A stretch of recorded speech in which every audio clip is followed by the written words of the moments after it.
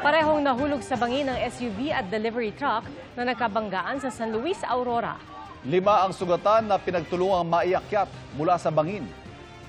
Sa Piat, Cagayan naman, isang kotse ang nahulog sa bangin na may tubig para sa irigasyon.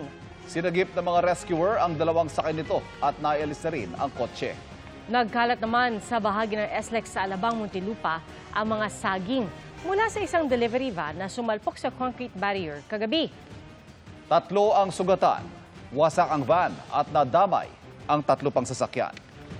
Isang lalaking kalalaya lang sa kulungan ang tinambangan ng riding in tandem sa Tondo, Maynila.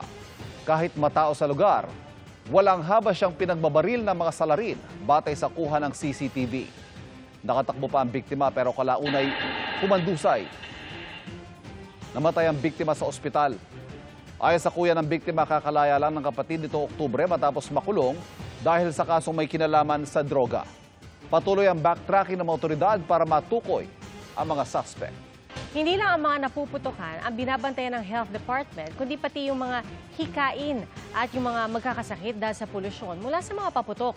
Ang mga pag-iingat na pwedeng gawin, alamin sa pagtutok ni Bernadette Reyes.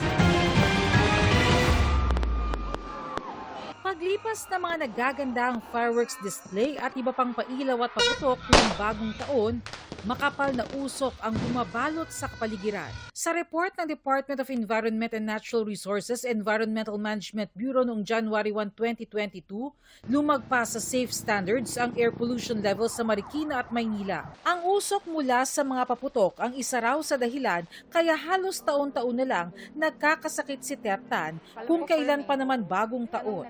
Una, akala ko parang may mild sore throat ako, tapos nagiging ubo na siya. Yan. Tapos hanggang sa hirap na ako huminga, sisipunin na rin ako. Kaya naghahanda na siya sa pagsalubong sa bagong taon. So, magsasara na lang ako ng bintana, tapos nagsastock ako ng mga ganito, yung mga N95 masks.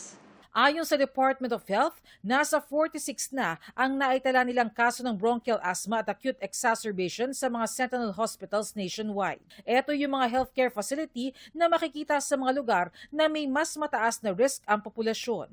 Sa ngayon raw, mababa pa ang bilang pero naghahanda ng DOH sa mas maraming kaso habang papalapit ang bagong taon. Meron tayong mga kapuso na tawagin na nating hyperreactive yung airways. Maaaring wala silang hika mismo, hindi sila diagnosed, pero madali silang magkaroon ng irritation, madaling ubuhin. Payo ng DOH ngayon pa lang magtabi na ng mga mask gaya nitong N95. Pwede rin kayong gumamit ng mga medical mask gaya nito, doblehin nyo lang.